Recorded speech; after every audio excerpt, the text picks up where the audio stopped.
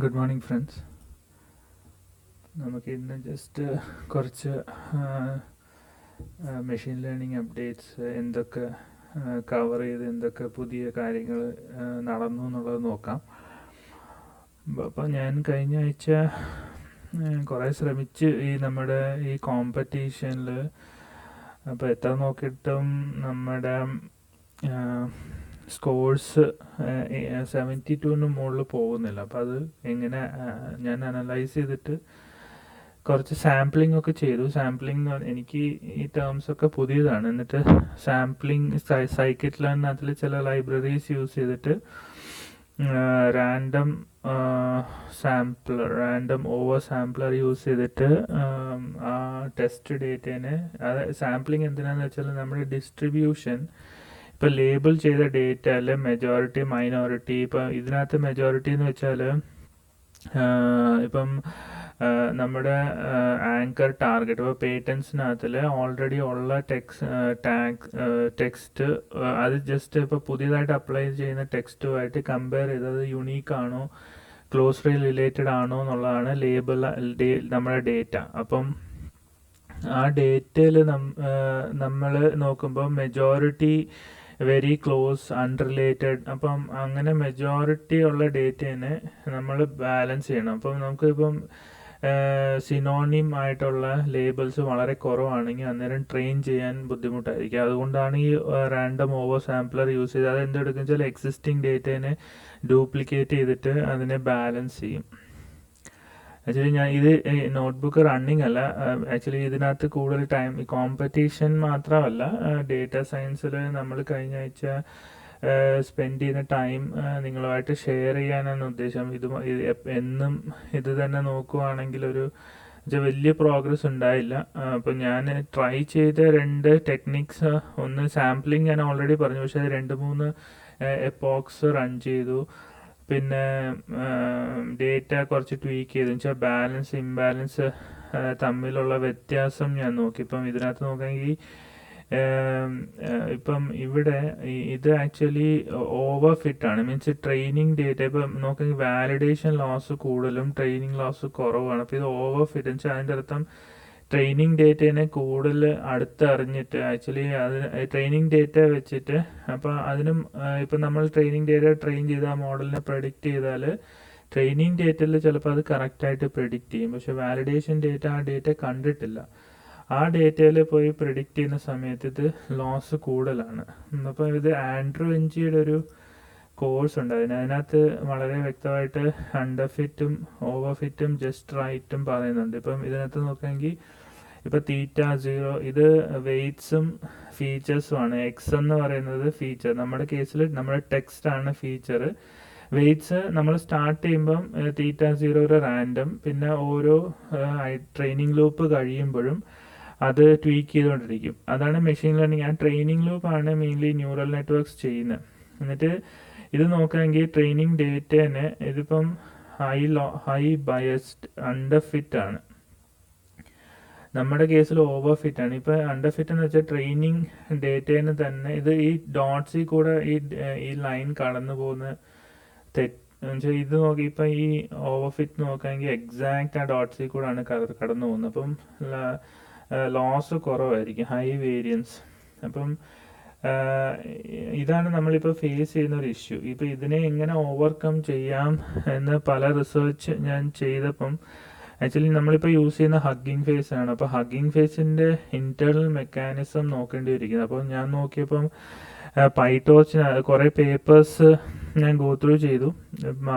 വേറൊരു കാര്യം കൂടെ ക്രോസ് വാലിഡേഷൻ എന്ന് വെച്ചാൽ നമ്മുടെ ട്രെയിൻ ഡേറ്റാനെ തന്നെ ചെറിയ ചെറിയ ബാച്ചസ് ആക്കി അതിൻ്റെ ഒരു 20% വെച്ചിട്ട് വാലിഡേഷൻ അങ്ങനെ ഒരു 4 ഫോൾഡ് ഡേറ്റ ആക്കുന്നൊരു പരിപാടിയാണ് ക്രോസ് വാലിഡേഷൻ. ഇപ്പോൾ ക്രോസ് വാലിഡേഷൻ ചെയ്തിട്ടും നമ്മുടെ ഓവർ ഫിറ്റ് ആണ്.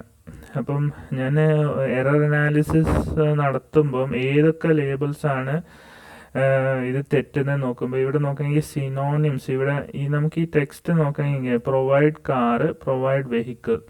ആക്ച്വലി ഇത് സിനോണിം ഈ ലേബിൾസ് ആണ് തെറ്റി പ്രഡിക്റ്റ് ആവുന്നത്. അപ്പോൾ വെഡ്ജ് ഡിവൈസ്, അപ്പോൾ ഒരു എസ് കൂടുതലുള്ളത് കൊണ്ട് കാരണം ഇത് അൺറിലേറ്റഡ് എന്നാണ് നമ്മുടെ പ്രഡിക്ഷൻ നടക്കുന്നത്. അപ്പോൾ ഞാനൊരു എറർ അനാലിസിസ് നടത്തിയപ്പം ആക്ച്വലി ബേർട്ടിൻ്റെ പ്രശ്നമല്ല ഇത്, നമ്മൾ യൂസ് ചെയ്യുന്ന മോഡൽ ബേർട്ട് ആർക്കിടെക്ചറാണ്. അപ്പോൾ ബേർട്ട് ആർക്കിടെക്ചർ എന്താണെന്നുള്ളത് കുറച്ച് പഠിച്ചു വരുന്നതേ ഉള്ളൂ, അതിനൊക്കെ ടൈം എടുക്കുന്നുണ്ട്. അപ്പം അതുകൊണ്ട് കൂടി ആവാം ഇത് ലേറ്റ് ആവുന്നത്.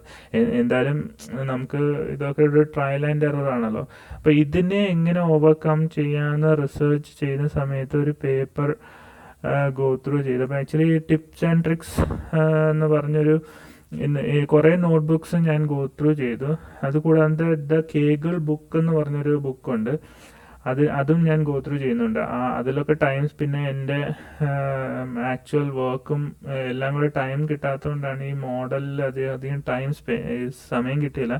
മെയിൻലി ഇപ്പോൾ പഠിക്കുന്നതിലാണ് ടൈം കൂടുതലും പോയത് കഴിഞ്ഞ ആഴ്ച. അപ്പം എങ്ങനെയെങ്കിലും കോമ്പറ്റീഷൻ വിൻ ചെയ്യലല്ല, നമ്മൾ അതിൻ്റെ ക്രക്സ് മനസ്സിലാക്കി ചെയ്യുക എന്നുള്ളതാണ് ഉദ്ദേശം. അപ്പം ഈ ഒരു ആർട്ടിക്കിൾ ഞാനിതിനകത്ത് കുറേ ഡിസ്കഷൻ ഫോറംസൊക്കെ നോക്കി സെർച്ച് ചെയ്തപ്പോൾ ഈ ഒരു ആർട്ടിക്കിൾ നല്ലൊരു ആർട്ടിക്കിളാണ്. ഈ NLP ഇപ്പോൾ 5 ഗേഗിൾ കോമ്പറ്റീഷനിൽ മെയിൻ ടോപ്പിക്സ് ആണ്. അപ്പം ഇത്രയും കോമ്പറ്റീഷൻ, അപ്പോൾ main dealing with large datas, അപ്പോൾ കുറേ പോയിന്റ്സ് ഇവർ പറയുന്നുണ്ട്. അപ്പോൾ ഇവിടെ സാമ്പിളിംഗ് മെത്തേഡ്സ് ഞാൻ നോക്കി. ഞാനപ്പോൾ ഈ എക്സ്ചേഞ്ചിങ് വേർഡ്സ് വിത്ത് സിനോണിംസ്, ഇപ്പോൾ ഇതൊരു പേപ്പറാണ്. അത് നോക്കിയപ്പം മെയിൻലി അവർ അതിനകത്ത് പറയുന്നതെല്ലാം കുറച്ച് നമുക്ക് പ്രോഗ്രാം എഴുതി ചെയ്യേണ്ടതാണ്. ഈ ബേർട്ടും ഹഗ്ഗിങ് ഫേസും എനിക്ക് തോന്നുന്നു അത് ബിസിനസ് ലെവൽ, ഇപ്പോൾ ഒരു പ്രൊഡക്ഷൻ നമുക്കൊരു ഐഡിയ ഉണ്ട്, അതിനെ പ്രൊഡക്ഷനൈസ് എത്തിക്കണമെങ്കിൽ ആ ടൈമിൽ ഒരു ഹൈ ലെവൽ APIs ആണ് ഈ ഹഗ്ഗിങ് ഫേസ് പ്രൊവൈഡ് ചെയ്യുന്നത്. പക്ഷെ നമ്മളൊരു കോമ്പറ്റീഷൻ കുറച്ചുകൂടെ ലോ ലെവൽ, ഇപ്പം നമുക്ക് നേരിടുന്ന പ്രോബ്ലം എന്ന് വെച്ചാൽ കുറച്ചുകൂടെ ഡീപ്പാണ്. അപ്പോൾ ആ സമയത്ത് എന്നെക്കാട്ടി ബുദ്ധിയുള്ളവർ ഈ ഇങ്ങനത്തെ പേപ്പേഴ്സ് ഇറക്കിയിട്ടുണ്ട്. ആ പേപ്പേഴ്സ് നോക്കിയിട്ട് നമ്മൾ പ്രോഗ്രാം ചെയ്യുന്നത് കുറച്ച് പാടാണ്. അപ്പോൾ ഈ ഹഗ്ഗിങ് ഫേസിൻ്റെ ഇൻറ്റേർണൽസ് പൈടോർച്ചിലാണ് ചെയ്തേക്കുന്നത്. അപ്പോൾ ഞാൻ പൈടോർച്ചിൻ്റെ സൈറ്റിൽ പോയി അതിനകത്ത് ട്യൂട്ടോറിയൽസ് ഉണ്ട്. അപ്പോൾ ഇത് ഗോ ത്രൂ ചെയ്യുന്നത്, ഇതിനകത്ത് ആക്ച്വലി ടെക്സ്റ്റ് എന്ന് പറഞ്ഞ ഏരിയയിൽ കുറേ എക്സാമ്പിൾസ് കൊടുക്കും. അപ്പോൾ ഇതാണ് എൻ്റെ നെക്സ്റ്റ് സ്റ്റെപ്പ്. ഇപ്പോൾ ഇതിൽ എന്തെങ്കിലും കിട്ടുവാണെങ്കിൽ ഞാൻ ഷെയർ ചെയ്യുന്നതായിരിക്കും. അപ്പോൾ നെക്സ്റ്റ് ഫേസ് എന്ന് വെച്ചാൽ ഇത് കുറേ ഉണ്ട്. ഇപ്പം സ്മോൾ ഡേറ്റ സെറ്റിൽ, നമ്മുടെ ആക്ച്വലി സ്മോൾ ഡേറ്റ സെറ്റാണ്. ഈ സ്മോൾ ഡേറ്റ സെറ്റിൽ എങ്ങനെ എക്സ്റ്റേണൽ ഡേറ്റ കൊണ്ടുവരാം, അങ്ങനെ കുറേ കാര്യങ്ങളുണ്ട്. പിന്നെ data exploration, gaining insights, data cleaning, text representations. അപ്പം ഇതൊക്കെ ഒന്നും എനിക്കറിയില്ല, അതെല്ലാം ഗോ ത്രൂ ചെയ്യുക എന്നാണ് അടുത്ത സ്റ്റെപ്പ്. ഇപ്പോൾ ബേർട്ട് ഓൾറെഡി ഞാൻ ഹഗ്ഗിങ് ഫേസിൻ്റെ ഈ ടെക്സ്റ്റ് ബുക്ക്, എൻ്റെ പുറകിലൊക്കെ ടെക്സ്റ്റ് ബുക്ക് ഉണ്ട്, ആ ടെക്സ്റ്റ് ബുക്ക് നോക്കി ഞാൻ പഠിക്കുന്നുണ്ട്. പിന്നെ മോഡലിംഗ്, ഇങ്ങനെ കുറേ കാര്യങ്ങൾ ചേരുമ്പോഴാണ് ഇതെല്ലാം മനസ്സിലാവണമെന്നോ അതുകൊണ്ട് നമുക്ക് കോമ്പറ്റീഷൻ വിൻ ചെയ്യണമെന്നൊന്നും അല്ല. ഇത്രയും കാര്യങ്ങളാണ് ഒരു ഡേറ്റ സയൻസ്, അത് മാത്രമല്ല NLPയിലുള്ളത് എന്ന് നമുക്കറിയാൻ പറ്റും. Optimisers, call back methods, evaluation and cross validation. അപ്പോൾ ഇങ്ങനെ ഈ സൈറ്റിൻ്റെ ലിങ്ക് ഞാൻ ഷെയർ ചെയ്യുന്നതായിരിക്കും. ഇത് നല്ലൊരു ഒരു ഇൻഡെക്സ് പോലെയാണ്, എവിടുന്ന് സ്റ്റാർട്ട് ചെയ്യുന്നത്, ഏതൊക്കെയാണ്. പക്ഷെ ഞാൻ ആക്ച്വലി ഒരു സർഫിംഗ് പോലെ ഒരു ടോപ്പിക്കിൽ നിന്ന് വേറെ ടോപ്പിക്കിലോട്ട് ഇങ്ങനെ മൂവ് ചെയ്യാന്നല്ലാണ്ട് മോഡൽ ഇംപ്രൂവൈസേഷൻ നടക്കുന്നില്ല. അപ്പോൾ ഫസ്റ്റ് സ്റ്റെപ്പ് പൈടോർച്ചിൻ്റെ ബേസിക്സ് ഒക്കെ നോക്കിയിട്ട് ഒരു പേപ്പർ അവർ പറയുന്നുണ്ട്. ഈ ഇതിനകത്ത് CNN ടെക്സ്റ്റ് ഫ്രം സ്ക്രാച്ച് എന്ന് പറഞ്ഞ പേപ്പറിനകത്ത് അവരൊരു മെത്തേഡ് പറയുന്നുണ്ട്. അതിന് ആക്ച്വലി ബേർട്ട് പോലത്തെ മോഡൽസ് വേണ്ട. അപ്പോൾ നമ്മുടെ ടെക്സ്റ്റ് എന്ന് പറഞ്ഞാൽ വളരെ ചെറുതായതുകൊണ്ട് ഈ മോഡൽ യൂസ് ചെയ്തിട്ട് നമുക്കൊന്ന് ട്രൈ ചെയ്ത് നോക്കാം. അത് ഞാൻ നെക്സ്റ്റ്, ഇപ്പോൾ ഇത് കോൺവല്യൂഷണൽ നെറ്റ്വർക്കാണ് ഇതിൻ്റെ മോഡൽ ആർക്കിടെക്ചർ. അത് ഞാൻ പൈടോർച്ച് ഒന്ന് ബേസിക്സ് ഒന്ന് നോക്കിയിട്ട് അതിൻ്റെ കോഡ് അടുത്ത കോളിൽ ഷെയർ ചെയ്യുന്നതായിരിക്കും, അടുത്ത ഇതിൽ ഷെയർ ചെയ്യുന്നതായിരിക്കും. പിന്നെ വേറെ ഇൻട്രസ്റ്റിംഗ് കാര്യം, ഈ കേഗിൾ ബുക്ക് വായിക്കുന്ന സമയത്ത് ഇങ്ങനെ ഒരു സൈറ്റ് ഉണ്ട്, ML കോൺടെസ്റ്റ്. ML കോൺടെസ്റ്റ് പോയാൽ ഇപ്പോൾ ലൈവായിട്ട് റൺ ചെയ്യുന്ന കോമ്പറ്റീഷൻ്റെ ലിസ്റ്റ് കിട്ടും, അതൊന്ന്.